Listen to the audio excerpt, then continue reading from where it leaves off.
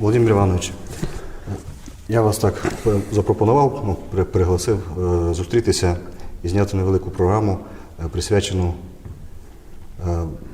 Бендасам, історикам і ще багато кому. Вони в житті були. З нагоди такої першого року, як вже нема з нами отця Даниїла Бендаса. Але програму, щоб ми могли розповісти закарпатцям нашим і студентам, і хто цікавиться, всім, хто цікавиться Закарпаттям ззовні, таку краплинну історію нашої, на котру з цієї сторони якось так завжди не додивляються, не замічають, не довбачають, якось не звертають увагу. А Бендаси – це є, мені здається, це такий надзвичайно важливий етап, момент в історії Закарпаття, без котрого воно ніколи не складеться таке, як воно сьогодні є. Більшість Закарпаття людей не знає, хто це такі, натомість самі вони, обидва батько Бендас і потім син, надзвичайно важливі люди Закарпаття. Я хотів би вас попросити розповісти про це Даниїла Бендаса, він наш знайомий, ми його знали, і також дати різносторонню, різним моментам, різним виданням, різним справам, різним працям Бендасів. Розказати про них так, наскільки це можливо, коротко, але так, щоб дати, спростити момент той, коли наш глядач зможе доторкнутися до спадщини наукової, історичної цих двох великих особистостей для Закарпаття. І для України так само. Да, якраз і почну тоді з того, що взагалі родина Бендасів, і отець Стефан, і отець Даниїл, це дійсно велика родина, велика священницька родина в історії Мукачівської єпархії, в історії Закарпаття та в історії навіть цілого регіону Центральної Європи та України, сучасної України. А з одного боку, я не думаю, що треба сильно дивувати, що світ, або навіть конкретно в усьому регіоні Закарпаття мало знають про цих людей. Взагалі, сучасне суспільство з одного боку страшенно глобалізоване, а з другого боку воно абсолютно не цікавиться тим, про що ми маємо сьогодні поговорити, або про що би треба говорити. З іншого боку, якщо відверто, дивлячись на ту всю спадщину, яка збережена родиною Бендасів, і в першу чергу це отцем Стефаном, і потім збережена сім'єю, збережена вже потім дорослим отцем Даниїлом, коли він вже після 93-го року стає священником і теж фактично приймає на себе ту саму місію, і в тому числі одним із його завдань, ясно, що було зберегти, популяризувати, публікувати спадщину, яку збирав його батько. Частково ним же написано, а частково взагалі написано у 18 столітті, в 19 столітті, в першій половині 20 століття. То ясно, що все це виділяє родину Бендасів з-поміж інших священників, і вони є однозначно особливі. Я не знаю у сучасній новітній історії церкви, греко-католицької чи навіть православної, тобто найбільших двох конфесій, які є в нашому регіоні, щоб була така колоритна постать, колоритна така родина, котра би дійсно так фанатично і так професійно відносилася до минулого, відносилася до того, щоб по крупицям збирати, зберігати, навіть у тому особливо страшному тоталітарному радянському періодові, все то зберегти. Ясно, що кожен раз вони переживали, що воно буде страчено, вони перепховували постійно, особливо це той період Купані, Великої Купані, коли був арешт в 49-му році отця Стефана. Ясно, що ми маємо бути ще свідомі того, що дякуючи отцю Стефану, дякуючи отцю Даниїлу, однозначно Мукачівська єпархія має можливість зберегти історичну пам'ять.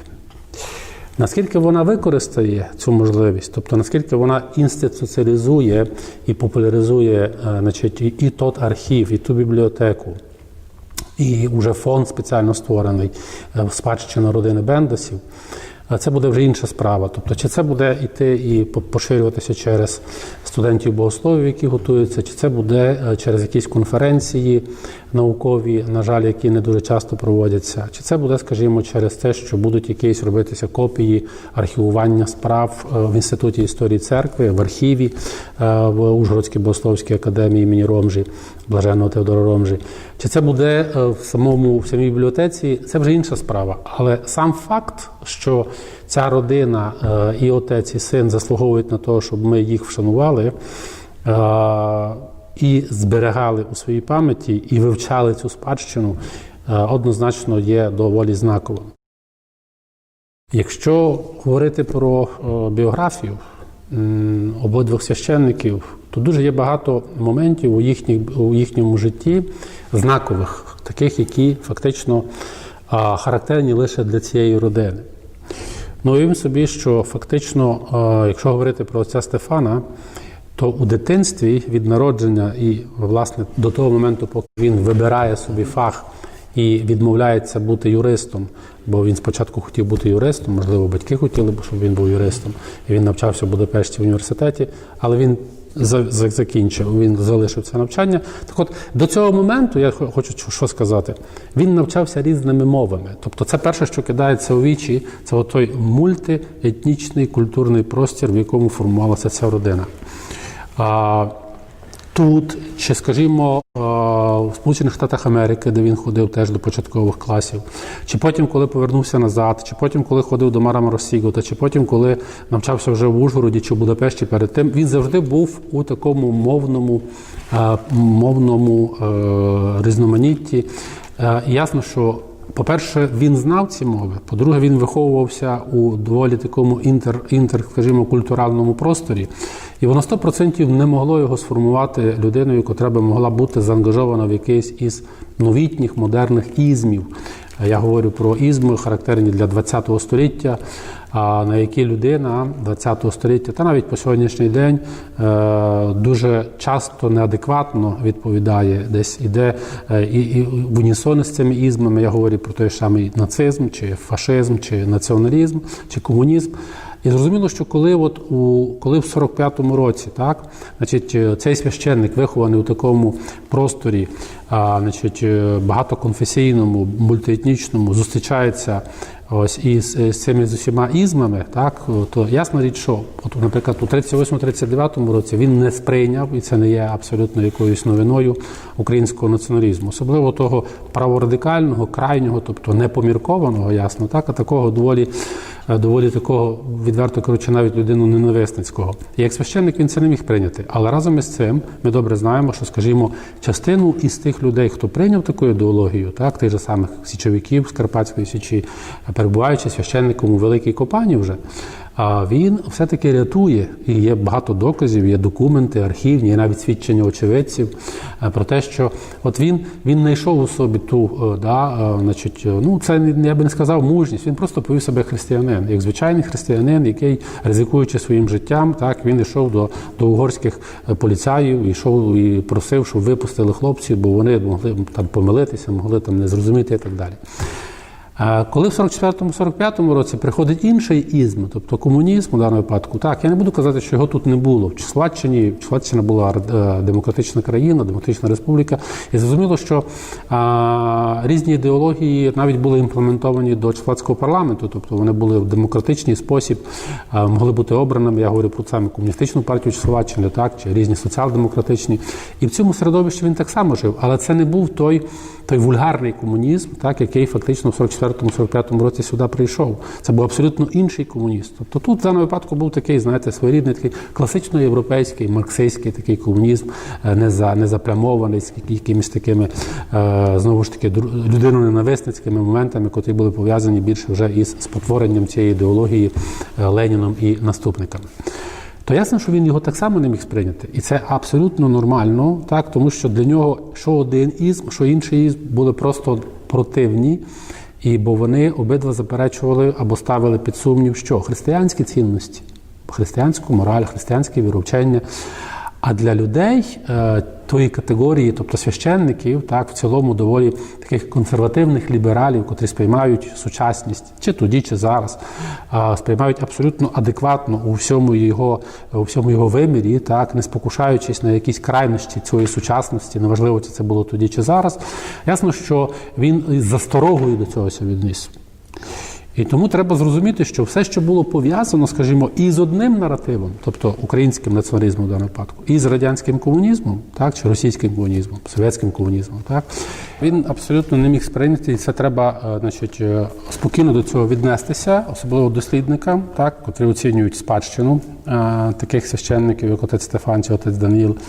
Бо у будь-яких текстах, котрі були писані тими руками, чи це мова йде про листи, а листів дуже багато все-таки вдалося довести сьогодні до читача, про них будемо говорити трохи пізніше, чи, скажімо, в його щоденникові, який став для певної частини абсолютно неприйнятним як текстом. І багато інших речей, тобто треба сприймати до них спокійно, бо він все рівно не сприймав цих двох ідеологій. І неважливо, в якому контексті вони би не розвивали. До нього вони були неприйнятні, і я його розумів як дослідник історії, як церковної історії, як той, хто добре знає священицький менталітет, світогляд і мораль. Якщо можеш, якраз до цього моменту, у нас епоха спрощення. Все спрощується, так сприймається спрощено, скорочено. Ніхто не входиться в культурному науковому плані, якісь трішки глибше, знаєте, на такий рівень аксіоматичний, на чому ми стаємо, коли починаємо про щось розсуждати. І от Бендас, і Стефан Бендас, ну, по-перше, він є людина свого часу, своєї епохи, своєї долі. А те, що ви тепер пояснюєте так глядачеві, це є попитатися, от, розумієте, впасти з неба сьогодні сюди, от, в Ужгород, і почати давати оцінки комусь. Я, наприклад, таке взагалі не сприймаю. То якесь, то, чому ви опонуєте, для мене взагалі якесь не таке аж серйозне, щоб я, наприклад, навіть, треба, ви з студентами працюєте, їм треба якось підводити, то трішки така ціла справа, то просто факт, просто речення не сприймає молода людина. Да? А натомість самі Бендаси, як вони були з дитинства самого. Ви сказали, що по-англійськи він в Сполучених Штатах кілька років в школу ходив. Да? Тут якраз я таку маю коротеньку, отець Даниїл мені колись дав його тато з біографії, такі цитати. З Сполучених Штатів. В Скрентоні він ходив. В Скрентоні. Там його батько був священником для наших заробітчан. Якраз того першого покоління, яке наші виїхали священники. Для заробітчан. Крім того, він в інших тих, вдома, наприклад, оскільки це було століттями, думаю, що, хоча не до кінця я переконаний, можливо, що, наприклад, на угорську мову десь 100 років перед тим просто родина священича перейшла. Я думаю, що в часи Бачинського могли спокійно взагалі угорську знати, але не спілкуватися. Тобто 100 років перед, правда? Ми не знаємо цього. Це вже коли дуалізм австро-угорський появився, і тоді вже почала така, що це навіть не дуалізм, навіть після Бачинського, той період після Бачинського, коли не почався розквіт угорської культури. І угорська культура почала модерно з'являтися, тоді більший обшар населення, інтелігенції захопило це. Тут розумієте, знову ж таки, це дискусія. От, наприклад, дивіться, що краще, освіченість чи неосвіченість? От у даному випадку освіченість за часів Марії Терезії Йосипа II, це епоха якраз класична Андрія Бачинського, так, в кінцевому або в підсумку, чи в результаті до чого призвела? До того, що ці юнаки, так, семінаристи, які до цього часу вчилися, максимально, де могли, це в Мукачівській богословській монастирській школі, так, до 1770-х років. Після цього вони отримали можливість бути у таких великих центрах, які їхнім батькам ніколи б навіть не приснили. І зрозуміло, що там вони комунікували в першу чергу не на своїх рідних мовах. Чи це була русинська, чи це була якась угорська, чи це була словацька, чи це була румунська, волоська. Але вони мусили переходити. Офіційна мова навчання була латинь. А от та епоха, яку вже ви говорите, це вже була мова, звичайно, угорська. Тобто вона ставала державною мовою, особливо з 1844 року. І мовою побуту. І ось потихеньку вони, будучи навчені на цій мові, приносять її до себе додому, йдуть на парафії і поступово цю мову впроваджують уже у побут. Чому? Тому що освіта їм вже ставала певним бар'єром, да, спілкуватися спокійно, більше, ближче бути до своїх вірників. І створився певний такий бар'єр. І це правда, бо 19 століття, особливо друга половина 19 століття, вона це показує, що йде, і це причому всюди. Це не тільки тут. Це і в Галичині. Проблема. Так. Тобто, розумієте, це от коли модерність починає впливати на ці патріархальні, консервативні сім'ї чи суспільства в цілому, так, ясно, що вона буде відіграти як роль подразника. Але з іншого боку, коли, скажімо, священник, да, у побуті переходив на державну мову в тій країні, в якій він жив, так, це змушувало так чи інакше і його вірника також принаймні ставати білінгвом, тобто знати ще одну мову. Вибачте, але ми живемо в 21 столітті, а що є погано в тому, що сучасна людина знає декілька мов. Рідна мова все одно залишиться своя рідна мова, тобто материнська мова. Для бендесів вона, я думаю, була однозначно русинська. Тобто вона не стояла інша. Можливо, для якоїсь частини, так, якийсь період, вони перейшли на угорську мову, так, спілкуючись з угорською мовою, так, але це в родинному, побутовому відношенні. Я не вірю, що в Новоселиці, на Марамороші, де був отець Стефан священником, він спілкувався із своїми вірниками. Так вони б його прогнали. Так само, як це було, скажімо, у випадку в Ізі там, або ще десь, із чого почався цей конфлікт релігійний. Ви розуміли, що це як до питання проблемного. Я, наоборот, хотів підкреслити, що але це теж проблема. Це жодна проблема, і навіть в ті часи. Це таке трішки дивне, воно проблемою може ставати трішки інше, але це таке саме, як кінець 18 століття, наприклад, в Росії французька.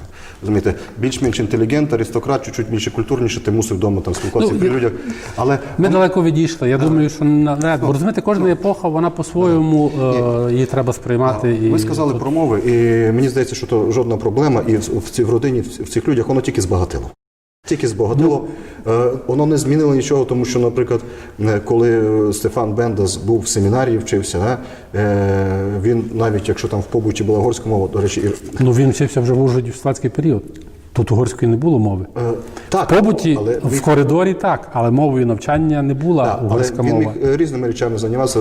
Знаємо, що, наприклад, навіть чехословацький період багато священичих родин пережили в угорській домашній обстановці. Він натомість він очолював студентське товариство Духновича. Розумієте? Тобто він цікавився своєю... Котре було русофільським. В цілому. В семінарії, так? В цілому, так. Воно мало, я не говорю, що це було прокомуністичне, але воно мало русофільське в розумінні широкої руськості. В тому сенсі, так як це розумілося в 19 столітті. Зовсім інше значення. Я не хочу політизувати, але це було русофільство все одно в широкому контексті. І він навіть вдома з угорської мови спілкування, він в семінарії займався якраз, уже починав збирати свою бібліотеку, вже починав збирати, став уже краєзнавцем і тим, котрий почав збирати фактично бібліотеку музею свій власний, котрий ми сьогодні маємо. Тобто мови тут нічого не доклалися, а то, що був в Сполучених Штатах, думаю, то ще доплюсувало, можливо. Хоч він там був дитиною в школі, але побачив інший спосіб бачення людьми суспільства і різноманітності. То теж таке, я думаю... Я не бачу в цьому проблеми ніякої. Я просто кажу, що це якраз та родина, котра виступала проти будь-якої уніфікації, бо вона була набагато поліманітна, тобто вона була інтеркультуральна. Сьогодні їх сприймають зачастую. Це вже інше питання.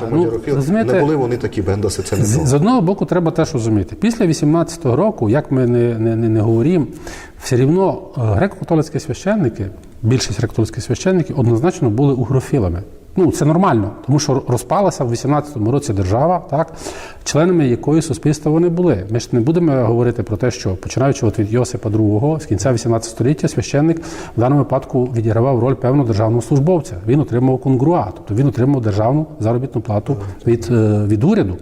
І окрім того, що він мав робити проповіді, він ще мусив виголошувати різні імператорські чи королівські циркуляри та рескрипти. Так. І це входило в його обов'язок. Володимир Іванович, давайте, може до таких речей ми трішки відступаємо, але ми фактично в тому згідні з вами однаково. Що це жодна проблема, це тільки збільшує, а знаючи трішки більше бендасів, чим, наприклад, так на загал, там якісь сайти в Закарпатті пишуть, ми знаємо, що це людина набагато глибшої, ширшої культури і світогляду, ніж якось звикли у нас, то, знаєте, так таврувати і сприймати. Біда. Ми з вами з цим згідні. Ми дуже кострубато, думаю, ведемо, в принципі, дискусію. Але, можливо, воно так є, бо непересічні постаті. Розумієте, дивіться, по-перше, скажімо, на будь-які сайти я ніколи не звертав і не буду звертати увагу. І коли він зустрічає один націоналіст від другий, він їх не сприймає, так, і він це все своє життя до 91-го року, так, поки йому Господом було відміряно, скільки прожити, то він не дожив буквально декілька днів до реабілітації,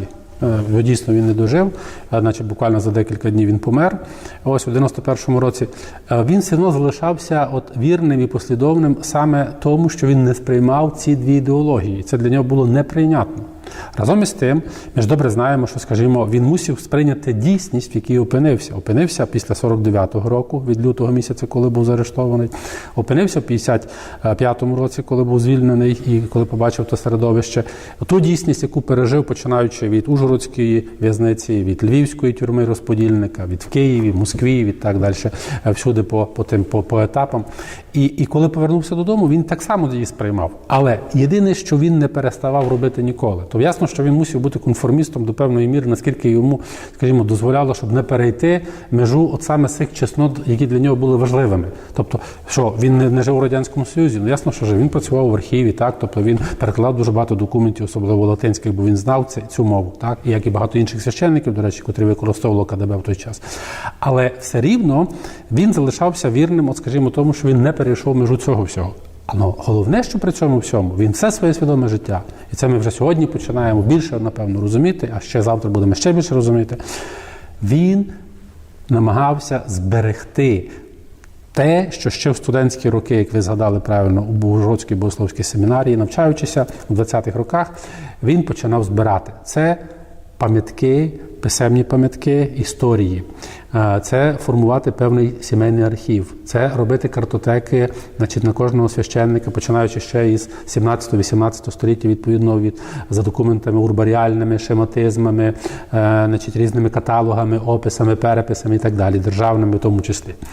Він це все потихеньку збирав. Для нього, от я вже сьогодні можу сказати 100%, після 49-го року, коли його було арештовано, якщо проаналізувати весь той наратив, котрий відомий є, значить, і пов'язаний із арештом, і з тими зустрічами випадковими, навіть очима, із дружиною тут уже в Ужгороді, ось, із маленьким сином, отцем Даниїлом, так, якого вона приводила з собою, теж за руки тримала, він найбільше переживав тільки за одного, за ту спадщину, за той архів.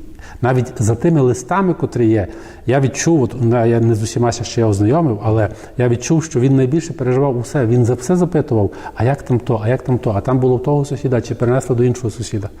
Тобто він страшенно переживав. І от зараз задавати таке питання, а для чого це йому було потрібно? Він слави ніякої не хотів. Якби хотів славу, то, напевно, він би в 49-му році інакше поступив. Так? Бо якась частина священників, я абсолютно нормально себе відношу до цього, думала, що вони в такий спосіб, так, хтось перейшов у православ'я, хтось не перейшов. Я на цей процес дивлюся абсолютно спокійно. Родина Стефана, так, чи взагалі родина Бендесів, це якраз яскравий приклад того, що от на ній можна, це ціла лабораторія, адже все-таки йдеться про ціле 20-те століття, яке вони через себе пропустили, яке вони через себе імплементували, яке вони через себе, значить, усвідомлювали і зберегли по сьогоднішній день. Це трагічне 20-те століття, так? І нам доступно це. Але у цій родині воно насправді не закінчилося аж, я так думаю, до рік тому назад, допоки не помер отець Даниїл. Тому що ті ізми, вони переслідували цю родину завжди. І це правда, я хочу і про це також поговорити. І коли, скажімо, говорити про, значить, отця Даниїла, так, 25 грудня минулого року він залишив нас на 82-му році життя, от, він все робив для того, щоб, от так само, бачите, ми знаємо, що він спочатку, як і тато його, спробував себе у світській професії. Ну, правда, він хотів бути інженером, він не став інженером, це ми знаємо, так. Батько його не став юристом, залишив навчання. Отець Даниїл, так, з першого разу він не поступив до Львова у політехнічний інститут, так, нинішній політех, знаменитий, Львівська політехніка.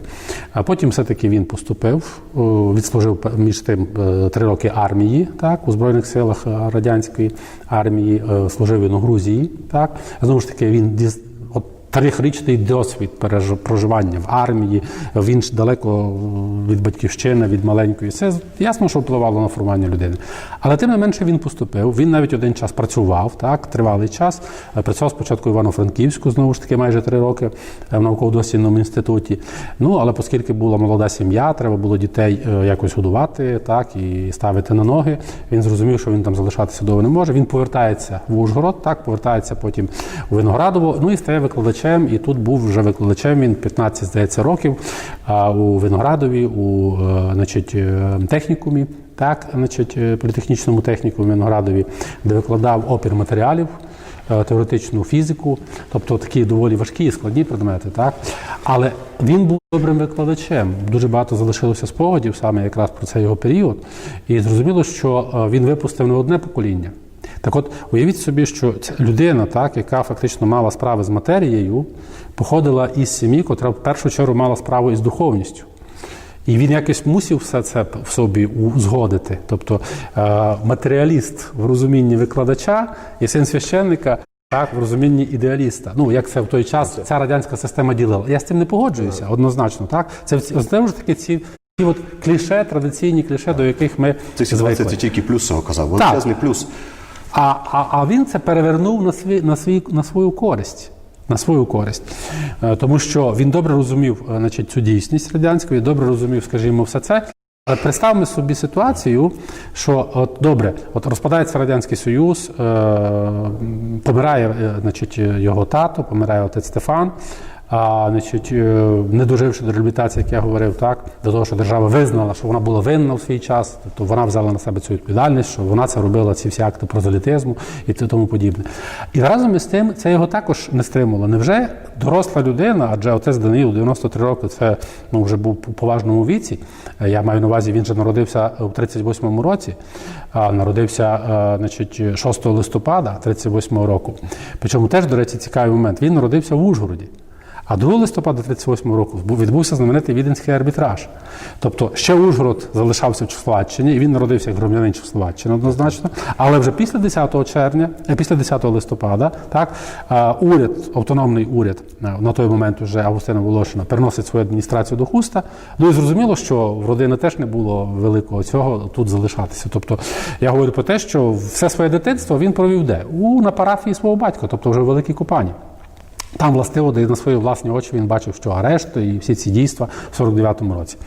І ось коли не в 93-му, звичайно, а трошки раніше, він приймає рішення іти і вчитися у підпільній фактично семінарії доктора Елемира Ортутая, який не одне покоління, не одного священника підготував так, для служіння. І він це робить. Я так думаю, він це робить ще при живому батькові. Тобто він отримав, напевно, від нього благословення це. Бо він вже встає в 93-му році священником, а в 94-го року починає служити на парафії. Ну, починається там із Сасова, Виноградівський район, значить, потім переважно це була Купаня, значить, Мала Купаня, так. Ну і останні кілька років він вже був парохом у Теплиці, каплички Святої Анни, наскільки я знаю, так. Але крім того всього, отець Даниїл фактично продовжив те, що робив його тато, те, що робив його нянько, те, що робив його батько. Він продовжив, і будучи не істориком, як і його тато не був істориком. Розумієте, це сьогодні багато хто думає, якщо історик із дипломом, то він має 100% лише якусь певну індульгенцію на те, що має право писати. А хто казав, що це так має бути? І звичайно, що як ні один, так і другий, для нього було теж основним це зберегти ту спадщину, яку перенесли через табори, яку перенесли через, скажімо, радянську дійсність, зберегли при комуністах, і тепер треба їй дати що? Дати якесь зелене світло, щоб всі могли користуватися нею, щоб вона не залишилася в сім'ї. Тобто, так, це є спадщина, набуток родини, але щоб вона стала, як то кажуть, достоянням всіх, стала народу, правильно. Тобто всім, хто знайде себе в тій спадщині, хтось буде вивчати шематизм, хтось буде вивчати метрики, хтось буде вивчати... Бо спадщина, яку збирав отець Стефан Бендас, вона є квінтесенцією цього народу. Вона створена цим народом. І от це було основним.